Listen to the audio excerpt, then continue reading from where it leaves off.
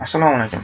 Ushbu darsimizdan boshlab common boxlar to'g'risida gaplashishni boshlaymiz. Common boxlar ham aslida choice boxga o'xshagan kontrol. Dasturchi o'zi vaziyatga qarab xohlaganidan foydalanishi mumkin. Common boxlar choice boxdan bitta farqi, common boxlarga o'zini ro'yxatida chiqayotgan narsalar nechtaligini avvaldan belgilab qo'yish mumkin. Bu 4 ta bo'lsa, 4 tadan oshib ketganini ko'rish uchun bu ko'rinib turgan ro'yxatning yonboshida scroll bar paydo bo'ladi. Shu scroll bardan tushirib turib, qolganlarni ham ko'rib, xohlagan qismini tanlab olish imkoniyati bo'ladi. Common boxda ichida turgan narsalar observable listdan keladi. Shuning uchun ham hozir eng birinchi navbatda biz observable listimizni yasoqlaylik. Tanlovlar deb nomlaymiz buni. Tanlovlar mana shu to'plamda saqlanadi.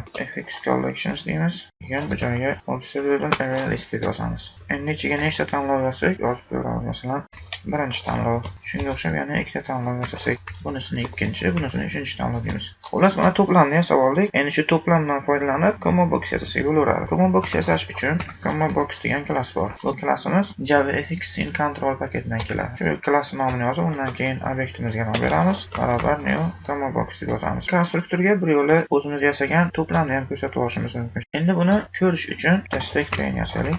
Ildiz bo'lsin. Bu stack pane ichiga bir yo'la common box qo'yib qo'yamiz. Undan keyin sahnaga epizod o'rnatishimiz kerak. Uning uchun sahna deb yozaman.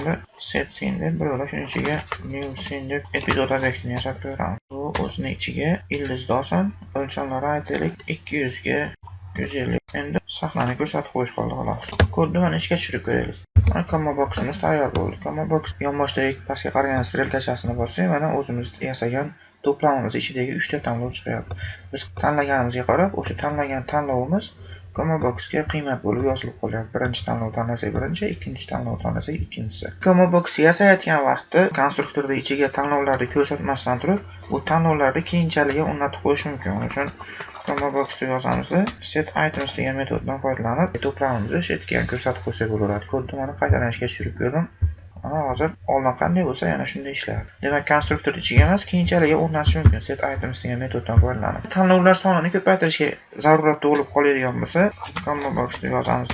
Get items deymiz. Keyin add all deb yozib, shu joyga ham yana tanlovlarni yozib ketishimiz mumkin. Mana masalan, 4-tanlov, 5-tanlov, 6-tanlov deb yozib ketsak bo'laveradi. Kodni mana qaytalanishga tushirib ko'raman. Endi hozir common boximizda tanlash imkoniyati 6 ta bo'lib qoladi. Mana ko'rsak, common boximizda mana birinchidan boshlab 6-gacha bo'lgan tanlash imkoniyatlari mavjud. Endi ko'rib turganlaringizdek, mana tanlovlar soni nihoyatda ko'payib ketdi. Bunga chegirma qo'yish ham mumkin. Chegirma shu common box degan obyektimizni set visible row count degan metoddan foydalanish orqali o'rnatiladi.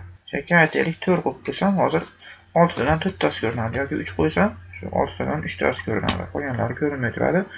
Yonboshda bitta scroll bar chiqadi. Scroll bardan chiqib, ko'rinmay turgan tanlovlarni ham ko'rish imkoniyati bor. Hozir mana faqat 3 tasi ko'rinyapti. Birinchi, ikkinchi, uchinchi tanlovlar.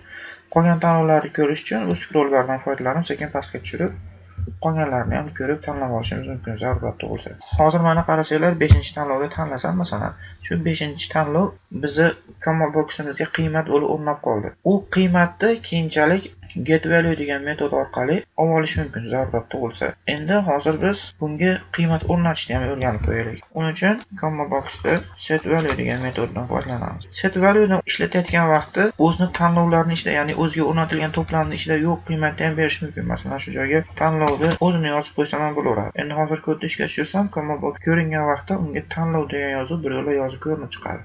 Tanlov degan yozuv chiqyapti. Lekin ro'yxatni qarasak, bu ro'yxatda tanlov degan narsani o'zi yo'q. Shuning uchun ham ro'yxatdan birortasi ham tanlanmagan hozir. Endi agar ro'yxatda bor narsani bunga qiymat qilib beradigan bo'lsak, aytaylik chekka ikkinchi tanlovni shu joyga qiymat sifatida berib qo'yadigan bo'lsak, endi hozir kod ishga tushgan vaqtda ikkinchi tanlov degan narsa common boximizga yoziladi. Endi ro'yxatni ko'rib, pastdagi ro'yxatni ochib ko'radigan bo'lsak, mana ikkinchi tanlov tanlangan holatda turibdi. Belgilangan holatda turibdi. Ro'yxatda bor narsa tanlanganligi keyinchalik bilinib turadi. Bu darsimizda o'rganmoqchi bo'lgan narsamiz shu edi. Shu bilan keyingi darsimizda ko'rishgunimizcha xayr, salomat bo'linglar.